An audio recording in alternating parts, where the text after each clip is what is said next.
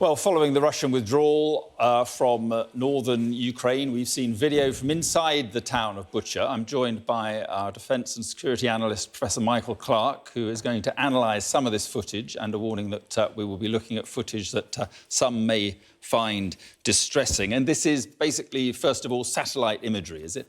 Yeah, well, there's some other stuff, Mark. First of all, there's a famous video that's been running for a few days. This is Jablonska Street in Bucha.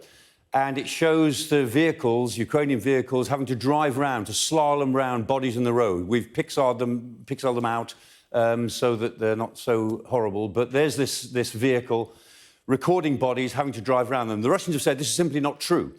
These bodies have appeared since they left the area on the 30th, 31st of March. And they said these bodies were just placed there, obviously by the Ukrainians, in order to discredit the Russians. And so this piece of film has been subject to an enormous amount of controversy.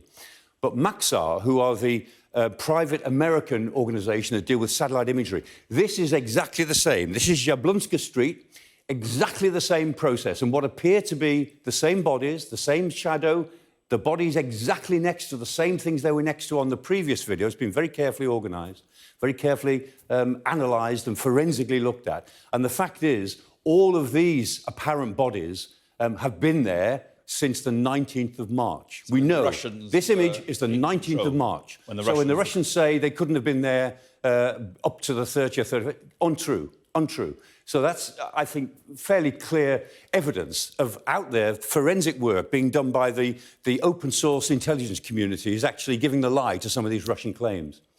And then we can look at another piece of footage which has come in recently. Everyone's getting very excited about this, and it is pretty... The whole thing, I have to say, we've looked at a few times today. It's pretty gruesome. There's a group of Russian tanks coming down a road. There's a couple of infantry fighting vehicles who are actually looking after those tanks, as you would expect them to. And this poor cyclist who is moving up the road, gets off their bike, moves around the corner. We don't know if the cyclist is a man or a woman. And one of the infantry fighting vehicles fires a shot. Dust comes up here, as we can see.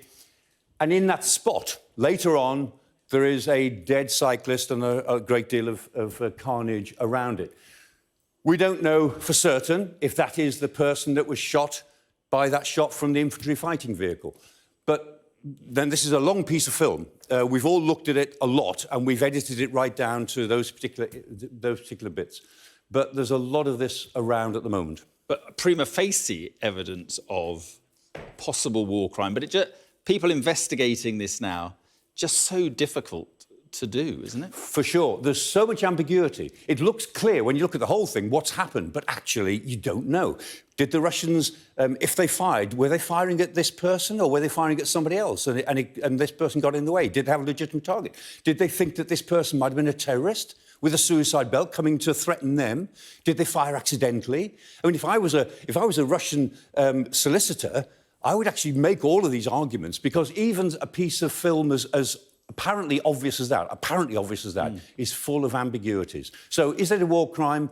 Very hard to prove, but it is the sort of event that happens 100 times a day in situations like this. But on the other hand, and just finally, you know, the amount of coverage in terms of satellite imagery and phones, and this will help the war crimes investigators. Never in history has a war been forensically examined from the very beginning by the global community as this one. This is unique in history. It's never happened before. Usually this sort of thing is an afterthought.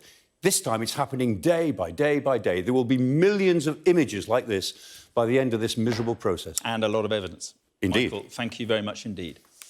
So what happens now? What impact will the images from Ukraine have on the course of the war in Ukraine? Well, on Thursday, I'll be speaking to one of Vladimir Putin's closest advisors, his press secretary, Dmitry Peskov. Watch The View from the Kremlin, Putin's spokesman, live at 5 p.m. on Thursday here on Sky News.